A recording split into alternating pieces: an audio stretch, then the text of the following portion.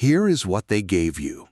One pistol, one bullet, a bottle of water that would last maybe 2 days, and an island so small you could walk its entire coastline in 4 minutes. That was it. No trial that lasted weeks, no dramatic execution in front of a crowd, no last meal, no priest, no final words recorded in any official document.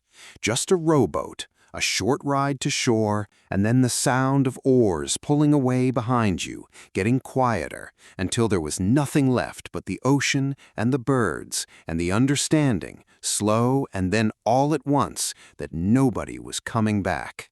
This was marooning. And here is the thing that most history books get completely wrong about it.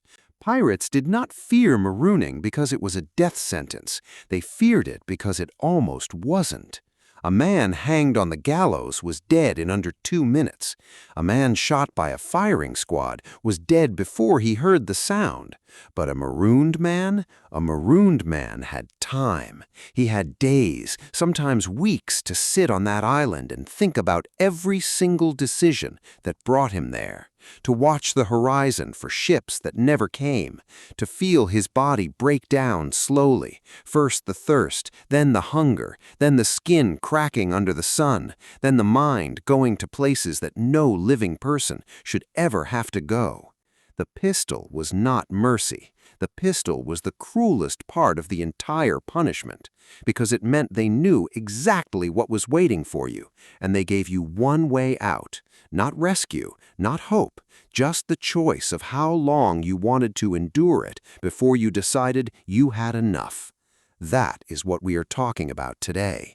Not the romanticized version, not the Hollywood island paradise with coconut trees and a volleyball named Wilson. The real thing, the psychological architecture of a punishment so perfectly designed that the men who invented it, violent, battle-hardened, fearless pirates who sailed into cannon fire without blinking, listed it in their own written codes as the punishment they dreaded above all others, including death. Let us talk about why. To understand why marooning worked the way it did, you need to understand what actually happens to a human body and mind when it is left alone on a small island with almost no resources. Because this is not a philosophical question, this is biology. Day 1 is almost manageable. The shock is still fresh. The anger is still burning. Most marooned men spent the first several hours pacing the island, watching the horizon, convinced, completely convinced that this was temporary, that someone would come back, that this was a warning, not a sentence. The body is still strong. The water is still mostly full. The pistol sits on the sand untouched because there is absolutely no reason to use it yet. Day 2 is when the reality begins to arrive. The water is running low.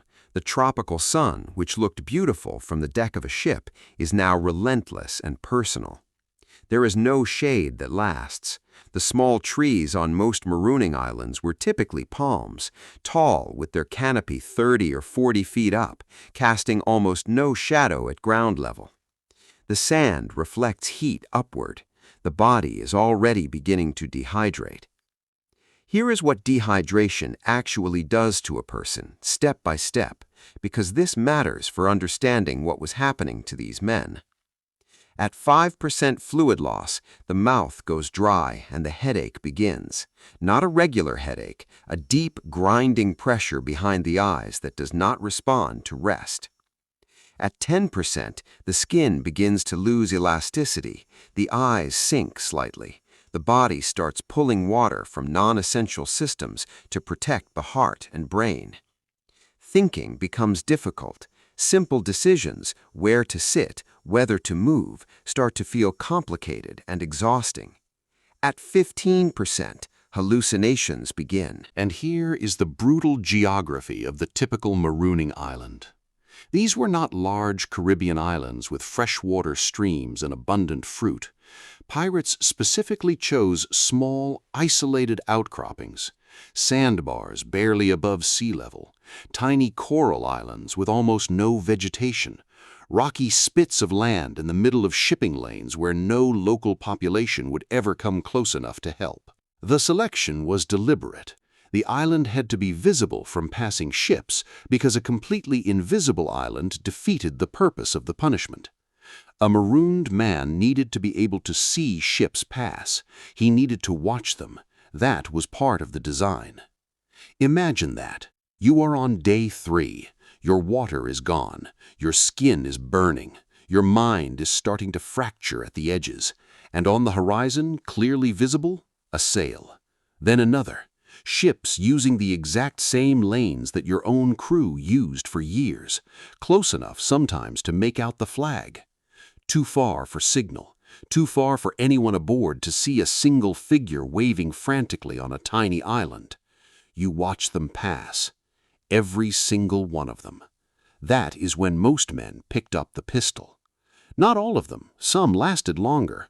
The historical record has examples of men who survived marooning. We will get to those, but they are the exceptions, so rare that they became legends.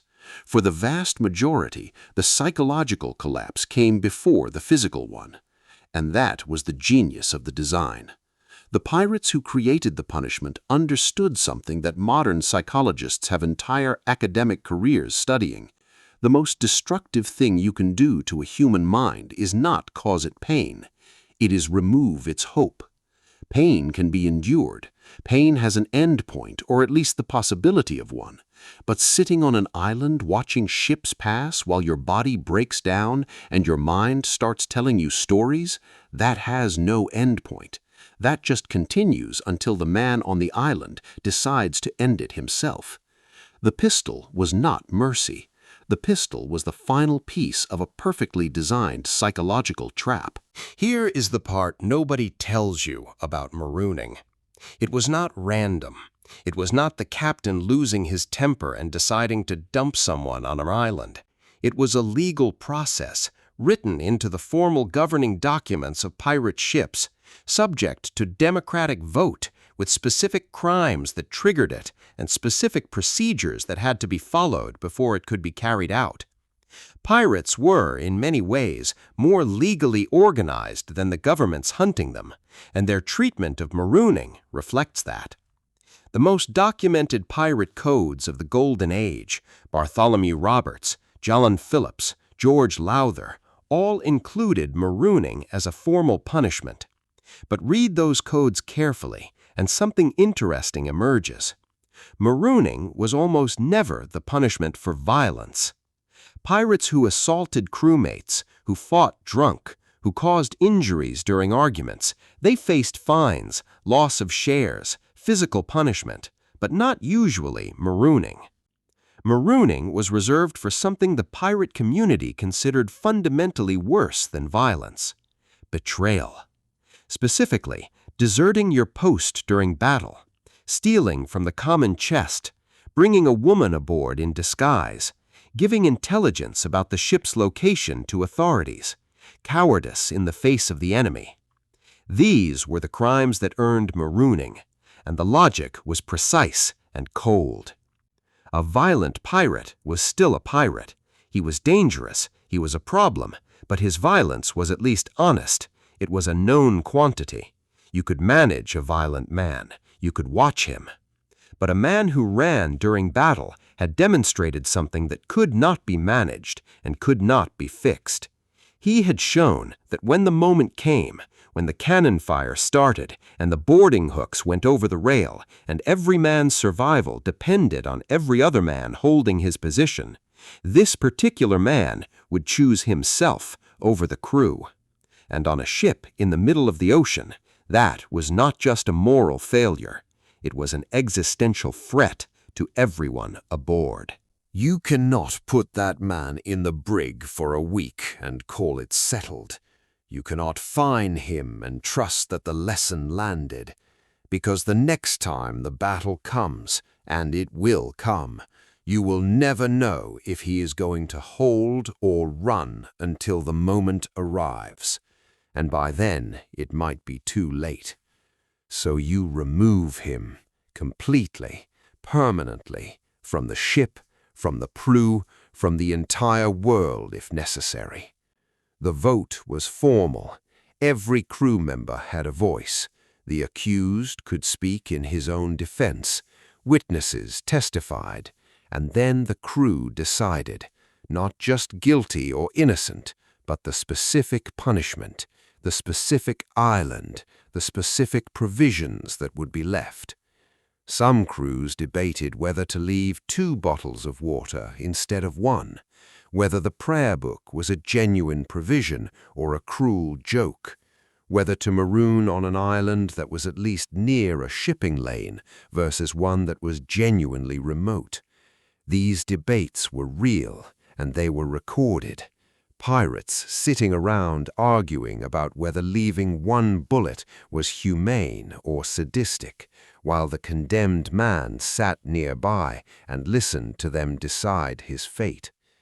The psychological weight of that process, the formality of it, the democratic deliberation, the absolute certainty when the vote came back, was itself part of the punishment.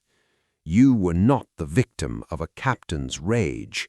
You were the victim of your community's considered judgment. Every man on that ship, men you had eaten with, fought beside, shared rum with for months or years, had looked at what you did and decided you deserved this. That knowledge went with you to the island. Now let us talk about the ones who did not pick up the pistol. Because in 300 years of maritime history, a small number of marooned men actually survived, and their stories tell us something important about what the punishment was really testing.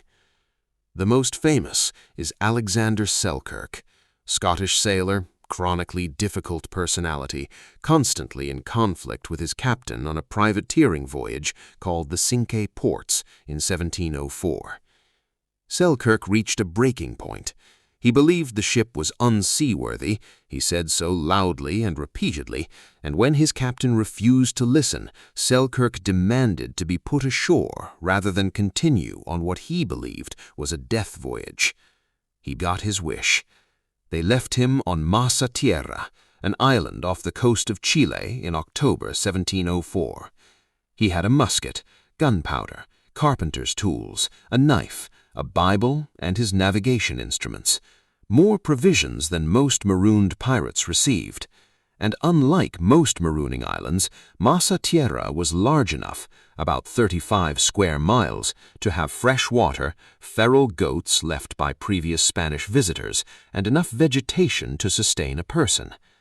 He was there for 4 years and 4 months. 4 years. He later described the first several months as the worst period of his life, not physically, but mentally. He had enough to eat and drink relatively quickly once he organized himself. The physical survival came together within weeks, but the silence, the complete, total, unbroken silence of a human being entirely alone, with nothing but his own thoughts.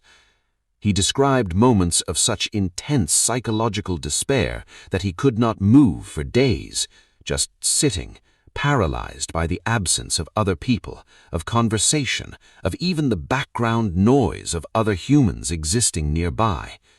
He sang to himself. He talked to the feral cats he had tamed. He read his Bible aloud, simply to hear a human voice, even if it was only his own. He built 2 huts, one for cooking, one for sleeping, not because he needed to, but because the act of building gave his mind something to do. When the rescue ship finally arrived in February 1709, the crew nearly did not recognize him as a European. His clothes had rotted away completely, replaced by goat skins he had sewn himself. His feet had hardened so much from going barefoot that he could outrun the goats he hunted. He had forgotten how to speak English properly. Words came back slowly, haltingly, like a man recovering from a stroke. His story was published in 1712 and became a sensation. Daniel Defoe read it and was so affected that he used it as the foundation for Robinson Crusoe, published in 1719, the novel that romanticized island survival and gave the entire Western world the false impression that being stranded on a tropical island was an adventure rather than a systematic psychological dismantling. Selkirk himself never recovered fully. He returned to Scotland, found civilization intolerable after years of solitude, and spent the rest of his life oscillating between desperate attempts to reconnect with human society and an equally desperate need to be alone. He died at sea in 1721, still searching for something he could never quite name. The island had taken something from him that society could never give back. The other survivors tell variations of the same story. Edward Teach, Blackbeard, marooned 17 men at various points in his career on a small island in the Bahamas during a dispute over plunder. 3 of them survived long enough to be rescued by another pirate crew. Their accounts described not the physical suffering, which was extreme, but the particular madness that comes from watching the same patch of horizon for weeks, from memorizing the sound of specific waves, from knowing the exact path of the sun across the sky because you have watched it enough times that it becomes the only clock you have. One of them, a man whose name is recorded only as Williams, reportedly refused to leave the island when rescue came, sat on the sand and would not move, told the rescuing crew that he had made an arrangement with the island and he intended to honor it. They carried him to the boat by force. He never explained what arrangement he meant. Let us return to the question we opened with. Why did pirates, men who faced cannon fire, sword fights, disease, storms, and naval execution as routine professional hazards, specifically, consistently, and documentably list marooning as the punishment they feared above all others? The answer is not complicated, but it requires being honest about something that most people prefer not to think about directly. Death, when it comes quickly, is not actually the worst thing that can happen to a person. This is not a philosophical position, it is a practical one, and the pirates of the Golden Age understood it with the clarity that comes from living close to death for years at a time. They had seen men die in battle, quickly, sometimes instantly. They had watched men hang. They had been present at executions carried out at sea with brutal efficiency. Those deaths were terrible, but they were over. What marooning offered instead was time. And time in that context was not a gift. Time was the punishment. The human mind is not designed for complete isolation. This is not a philosophical or poetic observation. It is neuroscience. Solitary confinement studies in modern prisons show measurable physical changes in brain structure after as little as 15 days of isolation. Auditory hallucinations, paranoia, the complete dissolution of the boundary between memory and reality. And that is in a cell, with regular meals, with the knowledge that guards exist even if they are hostile, with the distant sounds of other human beings somewhere nearby. A marooning island had none of that, just the sound of the ocean, constant, identical, indifferent. Pirates knew this, not in scientific terms, they had no access to neuroscience, but they had the accumulated knowledge of every sailor who had ever been left behind, every account passed through port towns and tavern conversations, every story of what marooned men looked like when they were found versus what they looked like when they left. They also understood something about the pistol that deserves to be stated clearly. Leaving one bullet was not a gesture toward mercy. It was a statement about the certainty of the outcome. They were not leaving the pistol so that a marooned man might use it to survive, to hunt, to signal, to defend himself. One bullet is useless for any of those purposes. One bullet is useful for exactly one thing. The people who designed the punishment knew that. The people who received it knew that. And the single bullet sitting in that pistol every hour of every day on that island was a constant reminder that the people who put you there had already calculated your future and found only one exit. That knowledge, that the people who knew you best had looked at your situation and decided that one bullet was the appropriate provision, was perhaps the most devastating part of the entire experience. Not the thirst, not the sun, not the silence, the certainty. The pirates who wrote marooning into their formal codes were not being cruel for cruelty's sake. They were being precisely, surgically, deliberately cruel, in the specific way that made the punishment serve its actual purpose, which was not to kill the marooned man. It was to make absolutely certain that every other man on the ship understood at a bone-deep level what the consequences of betrayal looked like. Every pirate who witnessed a marooning carried that image forever. The rowboat pulling away, the figure getting smaller on the sand, the island shrinking to a dot on the horizon and then disappearing entirely.